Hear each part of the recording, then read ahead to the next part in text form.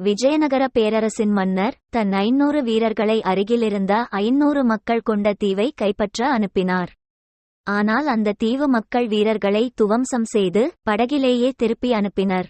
ஆச்சரியமடைந்த மன்னர் 1000, 2000, 5000 என படைகளை அனுப்பினார்.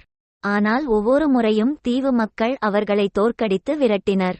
திகைத்த மன்னர், வெறும் 500 பேர் தானே, எப்படி இத்தனை பேரை வெல்கிறார்கள் என யோசித்தார். அப்போது தெனாலிராமன், எனக்கு ஒரு வாய்ப்பு கொடுங்கள் என்று கேட்டு மீண்டும் 500 வீரர்களை அனுப்பினார்.